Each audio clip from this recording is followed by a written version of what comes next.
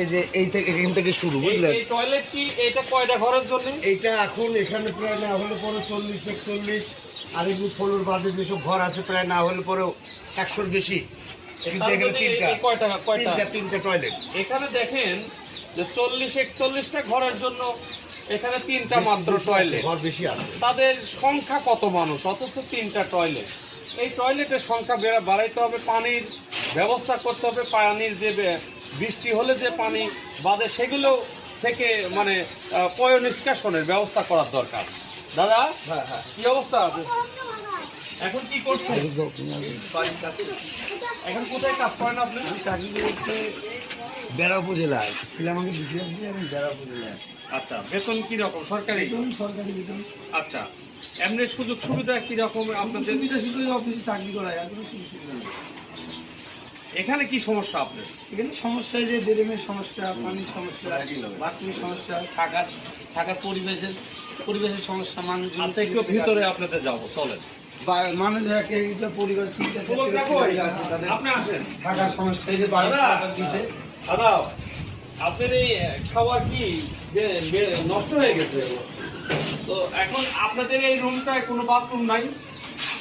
ওই একই বাথরুমে যায়, এটা একটা সমস্যা তো নাকি? সমস্যা তো অনেক সমস্যা। আচ্ছা, ঠিক আছে, বিরাট সমস্যা, শুধু একটা সমস্যা, বিরাট সমস্যা। আগাও। এই সব পুলক দেখো আছে। আরে আপনি আগে আসেন। আদাব দাদা, কেমন আছেন? আপনাদের পাশে কি এটা? আচ্ছা, একটু আগে যায়, মা বোনরা বসে আছে তো, আগে শোনেন। আপনার এই রুমের বাথরুম নাই?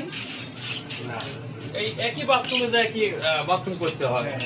গোসলখানা জায়গা থেকে করে নিয়ে কোনো মতো করে। আর এই পানিটা কোথাতে? সার্ভিসের পানি নাকি? আমাদের এরিয়া থেকে ওখানে সামনে একটা বানায় দিয়েছে গোসলখানা। ও সামনে ওই একটা আছে, আর এমনি তাই না? এই যে সমস্যাগুলো আপনারা দেখতে পাচ্ছেন, আমি আজকে আসেন, আগে আসেন। এখানে কোনো আচ্ছা, ঠিক আছে। মা কি করছেন?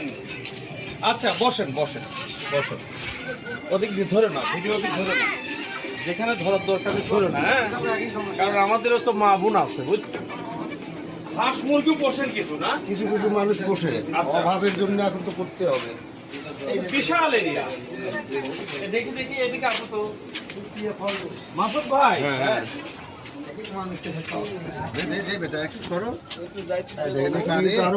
আমরা এখানে এই ছেলে কোথায় গেলা তুমি? আমরা এখানে দাঁড়িয়ে আছি, এই যে পয় নিষ্কাশনের কোনো ব্যবস্থা নেই, ড্রেনেজ ব্যবস্থা নেই, এত দুর্গন্ধ, এত ময়লা, এই ময়লার মধ্যে তারা বসবাস করে।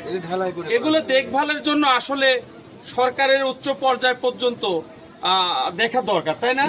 এখান দিয়ে যাও, এখান দিয়ে দাদা চলেন, আমি তো আপনাদের কষ্ট দেখলাম, এত কষ্ট এবার ধরো। আমি তো এনাদের স্বচক্ষে যে কষ্ট দেখলাম, এত কষ্ট করে বসবাস করে। আমরা আসছি, যাও ওই মেয়েদের দিকে ধরে না ভিডিও। সিস্টেম খারাপ। আচ্ছা, ঠিক আছে, যাবে তার কোনো ঠিক নাই। বাবা ভালো আছো তোমরা? মা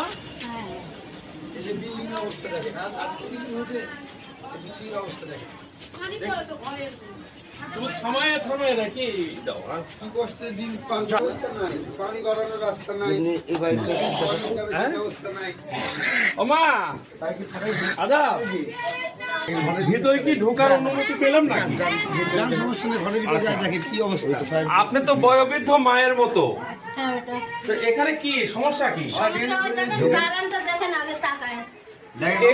এই যে দালানের অবস্থা, এটাকেও কেউ মেরামত করার মতো কেউ নাই, কেউ আসে না। আচ্ছা, ঠিক আছে, দেখে গেলাম নাকি? এটা কোন সংস্থার আন্ডারে আমার আগে দেখতে হবে।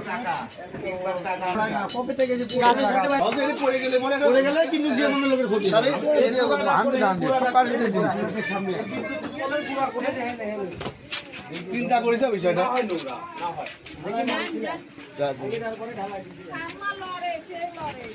আচ্ছা বাচ্চারা একটু সরে দাও না বাচ্চারা বাবুরা একটা সরে যান না, তোমরা সরে আয়। ওই দেখতে দাও, দেখি বাইরে বাইরে আসবে বাইরে। এই দেখি এই কাপড় দিয়ে টান দেন তো দেখি। তুমি একটু নাও নিশো। আপনারা দেখতে পাচ্ছেন যে আমি এখন যে পলনের মধ্যেই আছি। কি ডেঞ্জারাস একটা ঘটনা যে এখানে পোলটা হচ্ছে লোয়ার পোল। এই পোলটার গুঁড়া কিন্তু ভেঙে গেছে।